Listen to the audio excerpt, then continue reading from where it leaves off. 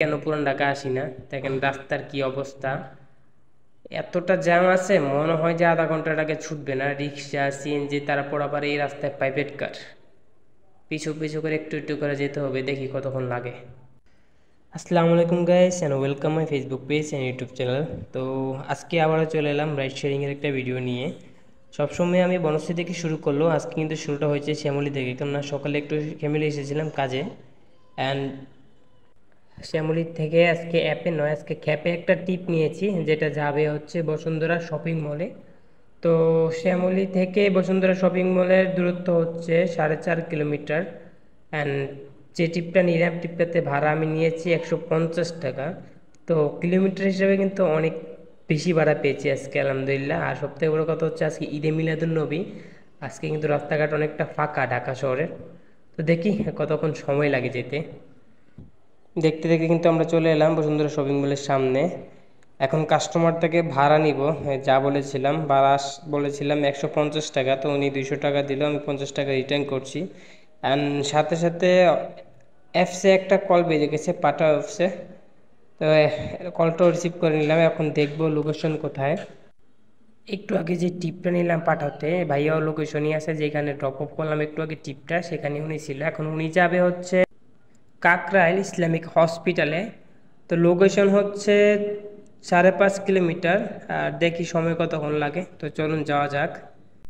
এই টিপটার drop of সিনটা দেখাতে পারিনি, কেননা আমার ক্যামেরার ব্যাটারির চার্জ শেষ হয়ে গেছিলো, এবং আমি চলে এসেছিলাম একটু শাহবাগে। তো শাহবাগ থেকে একটা রিকোয়েস্ট আসলো, পাঠাও অ্যাপে পার্সেলের রিকোয়েস্টটা হচ্ছে নীলক্ষেত মার্কেটের সামনে থেকে, বুক মার্কেট থেকে। তো পার্সেলটা রিসিভ করে নিলাম। তো এখন যাবে পার্সেলটা বাড্ডাতে।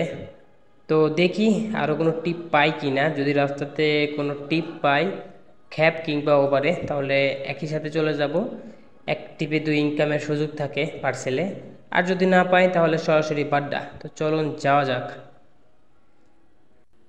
দেখতে দেখতে আমরা কিন্তু চলে আসলাম বাড্ডাতে, এবং এই মুহূর্তে আছি সেই এক বাড্ডাতে যে কনফিডেন্স সেন্টার শপিং মল আছে, শপিং মলের পিছনে। কাস্টমার বলছে এখানে থাকতে, উনি আসবে। তো 5 মিনিট ওয়েট করতে বলছে, তো একটু ওয়েট করি, দেখি তারপরে আসে কিনা। বিষয় হচ্ছে বাড্ডা টিপটা ড্রপ অফ দেওয়ার সাথে সাথে একটু রাস্তায় এসে দাঁড়াইছিলাম, তো হঠাৎ এক ব্যক্তি আমাকে ইশারা দিল, তো গেলাম। সাথে সাথে উনি বলতেছে উনি নাকি মোহাম্মদপুর শেখেরহাট যাবে। তো ওনাকে নিয়ে নিলাম, ভাড়া বলেছিলাম 220 টাকা, উনি বলছে দিবে 200 টাকা। তো মোহাম্মদপুর বাড্ডা থেকে মোটামুটি অনেকটাই দূরে, আর 200 টাকা ভাড়া কিলো হিসাবে খারাপ পাইনি, ভালোই পেয়েছি। তো যাচ্ছি এবার গুলশান 2 হয়ে মোহাম্মদপুর। তো সাথেই থাকুন, যাওয়া যাক।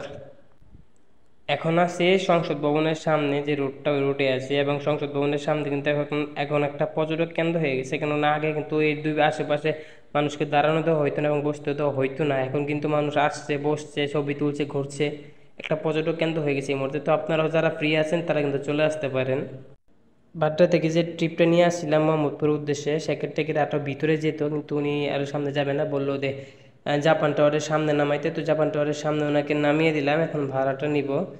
আর সবথেকে বড় বিষয় হচ্ছে ওনাকে নামানোর আগে আমি ওভারে একটা টিপ নিয়ে নিয়েছি, দেখি টিপটা কোথায় যাবে। ওনার কাছ থেকে আগে ভাড়াটা রিসিভ করি, তারপর চলে যাব ওইদিকে।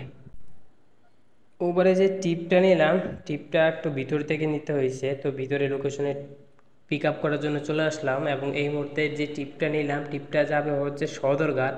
তো সচরাচর সদরঘাট আমি যাই না, আর যে এলাকাতে যাচ্ছি দেখছি রাস্তার কি অবস্থা এই মুহূর্তে।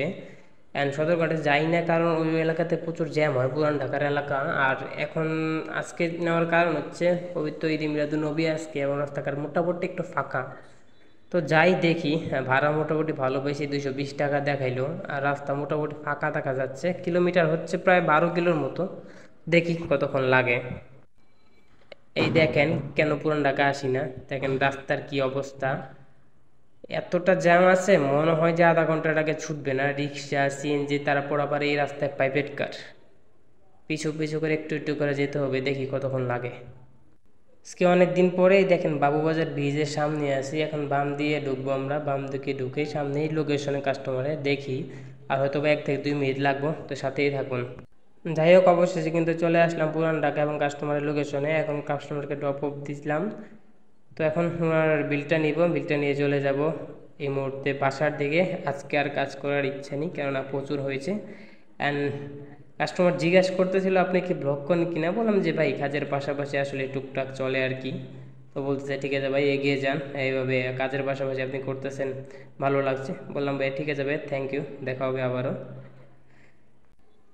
তো আজকে ঈদে মিলাদুন নবী ছিল এবং রাস্তাঘাট একটু ফাঁকা ছিল, এবং সকাল থেকে এই পর্যন্ত কত টাকা ইনকাম করলাম আজকে আমি নিজে বলবো না, আপনারা সবাই ভিডিওটা দেখে আমাকে জানাবেন আসলে আমি কত টাকা ইনকাম করলাম আজকের দিনে।